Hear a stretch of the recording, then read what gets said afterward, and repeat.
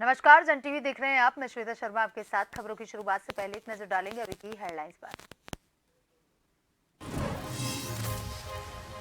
UCC को लेकर जल्द विधानसभा सत्र किया जाएगा आहूत। बजट सत्र के लिए लोगों से लिए जा रहे हैं सुझाव। संसदीय कार्य मंत्री प्रेमचंद अग्रवाल ने दी जानकारी।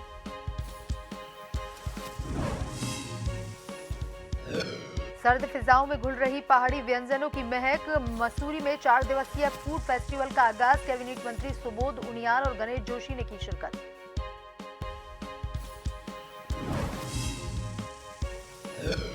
डस्टबिन फ्री होगा उत्तराखंड। 100% डोर टू डोर कूड़े का होगा उठाव। मुख्य सचिव एसएस संधू ने जारी किए निर्देश।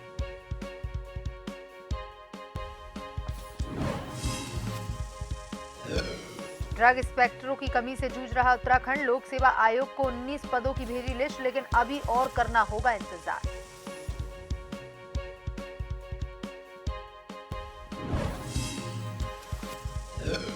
उत्तराखंड में कई क्षेत्रों में आदमखोर बाघों का आतंक। देहरादून में बाघ ने 4 साल के बच्चे का किया शिकार। वन विभाग के महकमे में मची खलबली।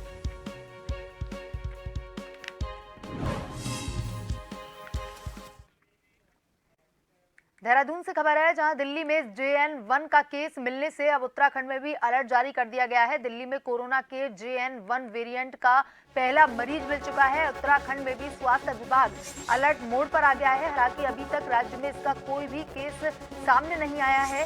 खांसी, जुकाम, बुखार के मरीजों की जांच तेज करने के दिशा निर्देश जारी कर दिए गए हैं।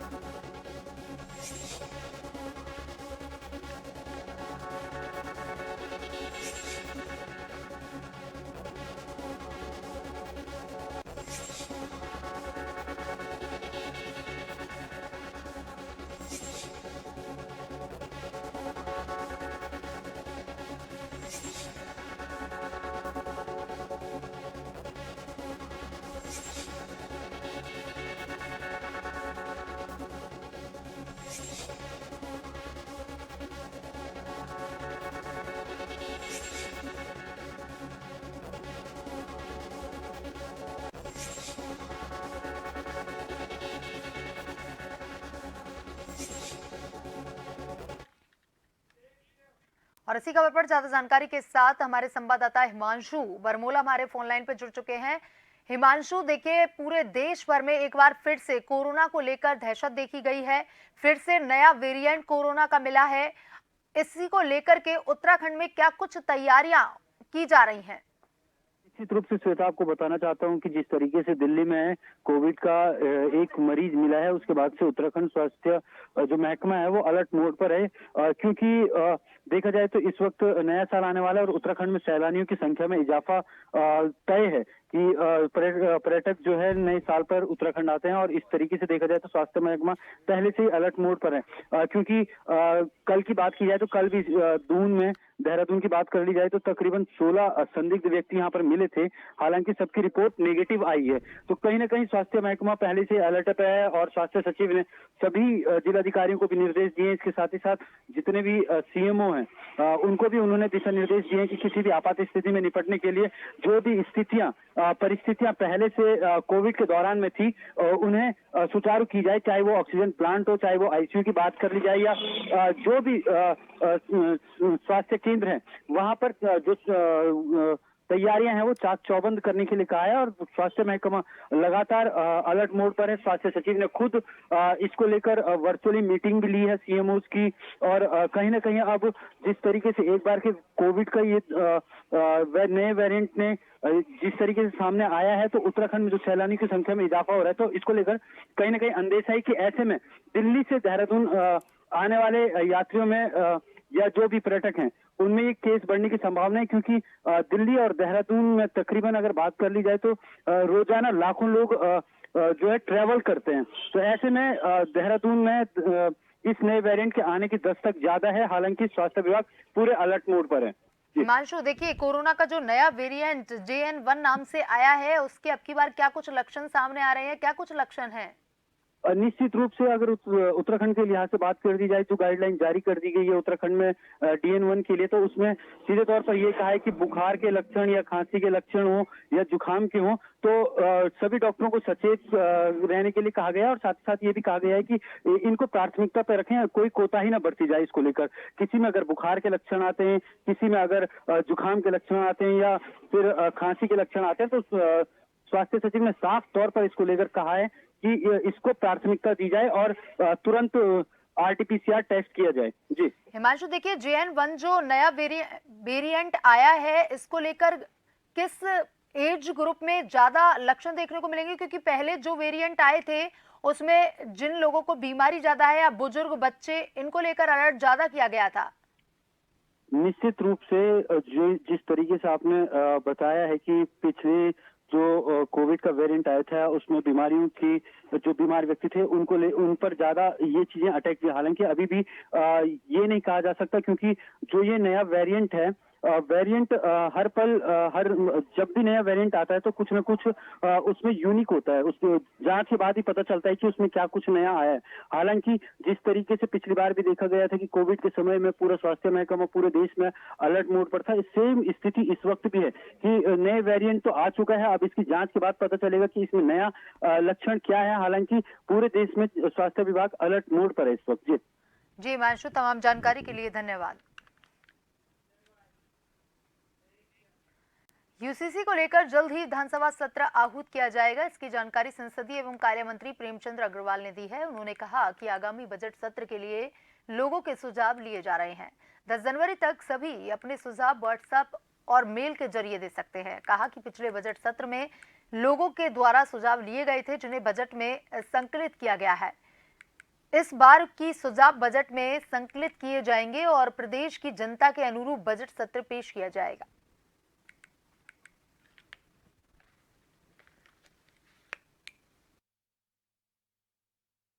आपको जानकारी होगी कि मैंने पिछले जो 2 बार बजट प्रस्तुत किया था तब भी हमने एक कार्य योजना हमने प्रस्तुत की थी। उससे पहले संवाद का कार्यक्रम हमने जनता के साथ किया था। इस बार भी हम कह रहे हैं कि 10 जनवरी तक वो अपने सुझाव दें। जहां तक विभागों की बात है, हमने अपने तमाम उन विभागों को कहा है कि आप अपने पुराने खर्चों का ब्यौरा भी दें और जिन विभागों के द्वारा सुस्ती बरती जा रही है। उत्तराखंड के पारंपरिक पकवानों को बढ़ावा देने के लिए मसूरी में 4 दिवसीय फूड फेस्टिवल का आगाज हो गया है। 4 दिवसीय इस फेस्टिवल पर मसूरी आने वाले पर्यटक पहाड़ी पकवानों का आनंद ले रहे हैं। मसूरी विंटर लाइन कार्निवाल के तहत कराए जा रहे 4 दिवसीय फूड फेस्टिवल का कैबिनेट मंत्री सुबोध उनियाल और कैबिनेट मंत्री गणेश जोशी ने संयुक्त रूप से रिबन काट कर शुभारंभ किया। वहीं दोनों मंत्रियों ने विभिन्न स्टॉलों पर जाकर स्थानीय उत्पादों से बने व्यंजनों का आनंद लिया। पहले दिन फूड फेस्टिवल के दौरान पर्यटकों ने जमकर पहाड़ी व्यंजनों का लुत्फ उठाया। फेस्टिवल में उत्तराखंडी लोक नृत्य, लाइव बैंड और सांस्कृतिक कार्यक्रमों का आयोजन किया गया, जिसका स्थानीय लोगों के साथ देश विदेश से मसूरी पहुंचे पर्यटक आनंद ले रहे हैं।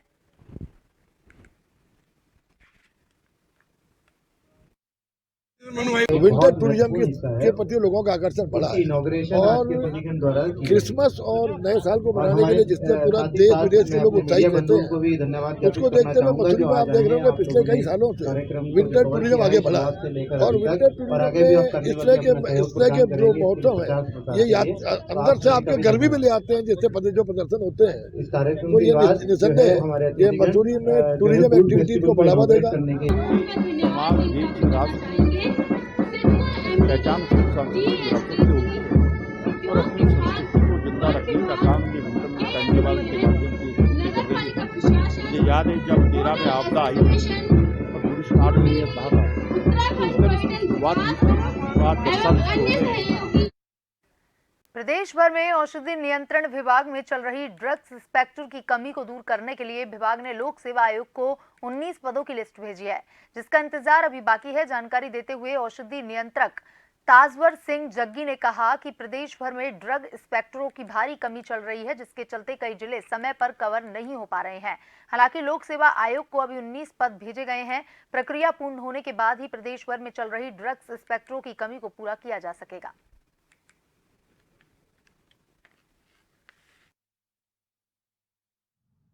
अभी हमारे पास केवल 5 इंस्पेक्टर काम कर रहे हैं पूरे प्रदेश में और लोक सेवा को 19 पद भेजे गए हैं।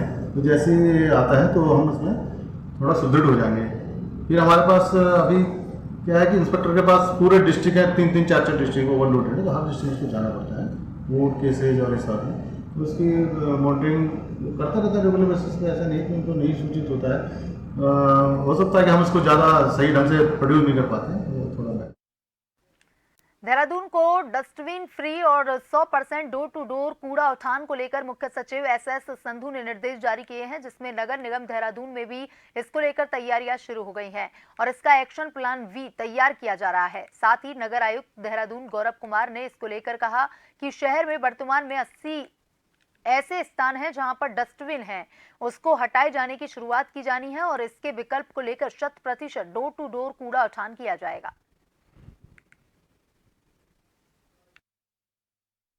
देखिए, डस्टबिन फ्री करने के निर्देश हमको शासन से प्राप्त हुए हैं पूरे देहरादून महानगर को।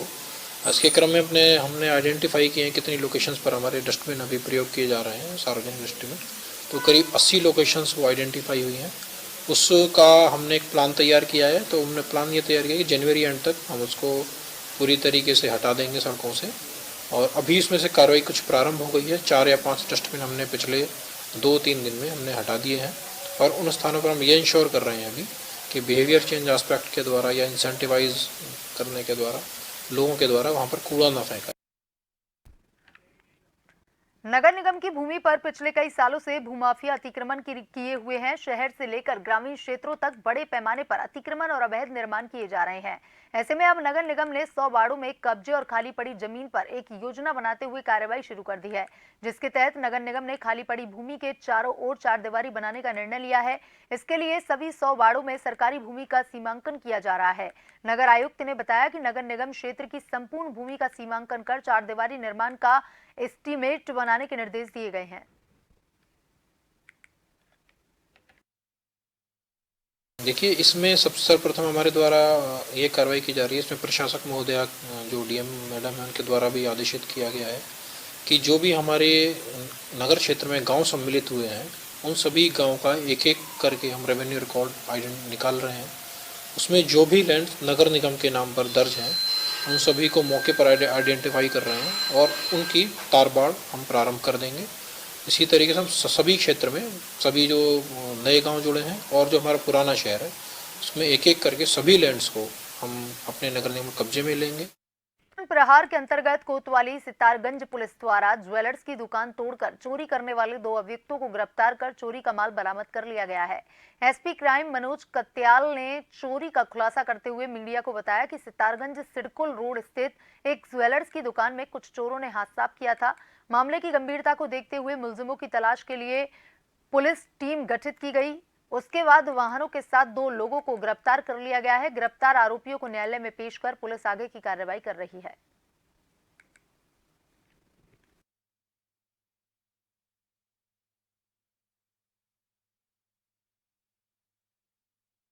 दिसंबर की घटना है। इसमें एक स्थानीय व्यापारी के यहाँ जो कि ज्वेलरी का काम करते थे, उनके यहाँ पे एक चोरी की घटना हुई थी नकद देने की, और उस घटना में तत्काल हमने सूचना प्राप्त होने पे सुसंगत धाराओं में अभियोग पंजीकृत करके इसमें इन्वेस्टिगेशन हम लोगों ने शुरू की कि पूरी मैनुअल स्कैनिंग की, और स्कैनिंग के बाद हमें जो भी लीड्स मिली थी सीसीटीवी फुटेज के आधार पे हमने इसमें बहुत मेहनत से इसमें 2 लोगों को अरेस्ट करने में हमने सफलता हासिल की है, और इस पूरी घटना का अनावरण करते हुए हमने इसमें लगभग 3 किलो से अधिक मात्रा में चांदी हमने बरामद की है, जो कि विभिन्न आभूषणों के रूप में है।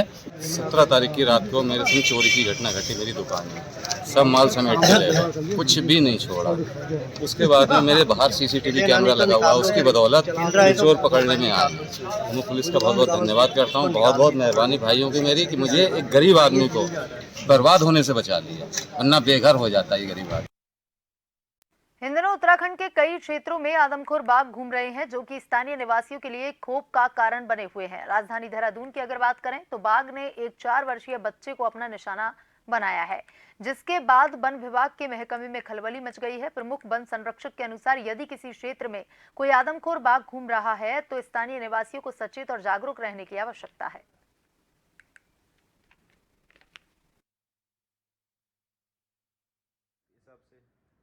निर्देश जो है हम जारी भी कर रहे हैं। एडवाइजरी यही है कि जो गांव वनों के किनारे स्थित हैं, वहाँ पे विशेषकर गांव के लोगों से ये हिदायत है कि अकेले बाहर ना निकलें, और अगर आवश्यक नहीं है तो शाम के टाइम बाहर बिल्कुल ना निकलें। रुड़की में रात्रि के समय बाइक सवार हमलावरों ने एक व्यक्ति को गोली मार दी और फरार हो गए। गोली लगने से मौके पर ही उसकी मौत हो गई। मौके पर पहुंची पुलिस ने शव को पोस्टमार्टम के लिए भिजवा दिया। वहीं पुलिस मामले की जांच में जुटी हुई है। हादसे के बाद लोगों की भीड़ सिविल अस्पताल में जुट गई।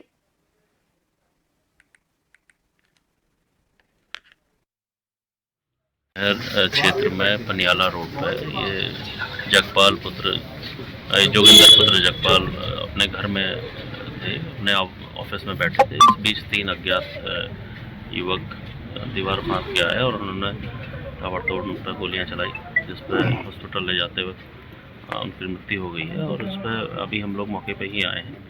सभी चीज़ों का हम लोग परीक्षण कर रहे हैं। जल्दी ही इस घटना का खुलासा किया जाएगा। सर कितनी भी क्योंकि पीएम होना बाकी है। जो प्रथम दृष्टया हमारे समझ में आया है, हमने जो देखा है उसमें 5 गोलियां इनको लगी हैं। जोशीमठ विकास खंड का पैया चौरमी गांव आज भी विकास से कोसों दूर है। यहाँ के स्थानीय ग्रामीण आज भी मीलों मील पैदल चलने के लिए मजबूर हैं। दरअसल बड़गांव से तकरीबन 3 किलोमीटर की दूरी पर धोली गंगा के समीप पैया चौरमी गांव मौजूद है, और यहाँ आने के लिए तकरीबन 3 किलोमीटर खड़ी चढ़ाई पार करनी होती है। और यहाँ के स्थानीय ग्रामीण आज भी अपने गांव में सड़क जैसी सुविधाओं के लिए तरस रहे हैं।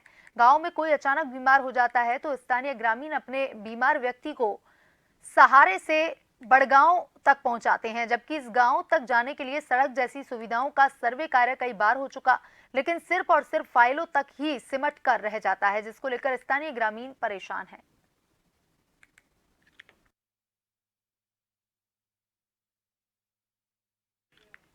हर साल की तरह इस साल भी अलकनंदा वन प्रभाग जोशीमठ गोपेश्वर के द्वारा मेरक गांव में लगभग सभी किसानों को फ्री मटर का बीज वितरण किया गया। आपको बता दें कि आजकल अलकनंदा वन प्रभाग के द्वारा लगभग सभी ग्रामीण इलाकों में किसानों को अच्छी किस्म का मटर का बीज मुफ्त वितरण किया जा रहा है, जिसको देखते हुए लगभग सभी ग्रामीण इलाकों में आजकल काफी खुशी का माहौल बना हुआ है। बता दें कि लगभग सभी किसानों को 6.5 केजी मटर का बीज वितरण किया जा रहा है, और ऐसे में स्थानीय किसान भी भारी संख्या में मटर का बीज लेने पहुंच रहे हैं।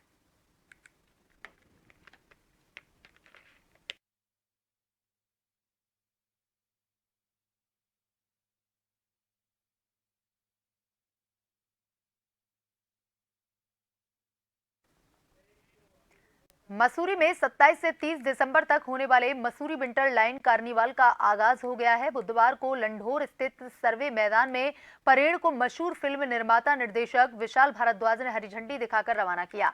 परेड में जौनपुर कला मंच, लोक कला मंच हिमाचल, कुमाऊं राजस्थानी, हंसा नृत्य नाटक देहरादून, गढ़वाल महासभा की टीमों ने भी प्रतिभाग किया। में अपनी कला से दर्शकों का मन मोह लिया। निर्माता निर्देशक विशाल भारद्वाज ने मसूरी विंटर लाइन कार्निवाल का शुभारंभ किया। पत्रकारों से वार्ता करते हुए विशाल भारद्वाज ने कहा कि उनको बड़ी खुशी है कि वह विंटर लाइन कार्निवाल जैसे बड़े आयोजन का हिस्सा बने हैं और उनको शुभारंभ करने का मौका मिला है। खुशी है, ये बहुत ही बड़ा फेस्टिवल होता जा रहा है, दिन पे दिन हर साल बढ़ रहा है। और इस बार जो एसडीएम साहब हमारे दीपक सैनी जी उसको इतने अच्छे से ऑर्गेनाइज कर रहे हैं। मैंने देखा यहाँ का प्रोग्राम जिसमें कि लोकल टैलेंट के अलावा इंडियन ओशन जैसा बैंड भी यहाँ पे आ रहा है, वो लोग इतना अच्छा गाते हैं और मुझे इसका हिस्सा बनाया गया, मुझे बहुत खुशी है। इसको खाना चाहिए, गढ़वाल का खाना सबसे अच्छा खाना है। पिथौरागढ़ जनपद के पर्यटन स्थल सहित चोकोड़ी, नंदाकोट, टीआरसी में नववर्ष को लेकर पर्यटकों का दूर दराज से आना शुरू हो गया है। पिथौरागढ़ के पर्यटन स्थल में होटल, लॉज, होम स्टे अभी से पर्यटकों से खचाखच भरना शुरू हो गए हैं। तो हम आए हैं KMVN चकोड़ी में, हमारा ये पहला स्टे है। हम कसार देवी, अल्मोड़ा, कुमाऊं रीजन एक्सप्लोर करते हुए यहाँ आए हैं क्रिसमस और न्यू ईयर के लिए, और यहाँ के माउंटेन पिक्स, नंदा देवी को एक्सप्लोर किया। हमें बहुत अच्छा लगा यहाँ का स्टे, सर्विस और हर कुछ यहाँ का बहुत अमेजिंग है। और आई होप कि और भी लोग आए यहाँ पे, यहाँ के टूरिज्म को प्रमोट करें। सो मेरे फ्रेंड से हम सब इस बार आए, हम होप करते हैं हम दोबारा फिर यहाँ आए।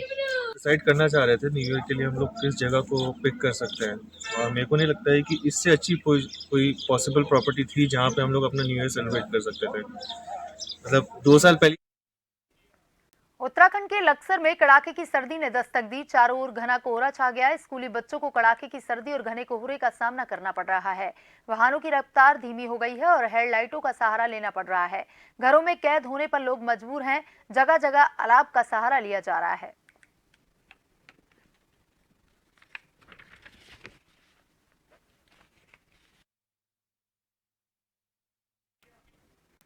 बुलेटिन में अभी तक के लिए इतना ही। बने रहिए जन टीवी के साथ। नमस्कार।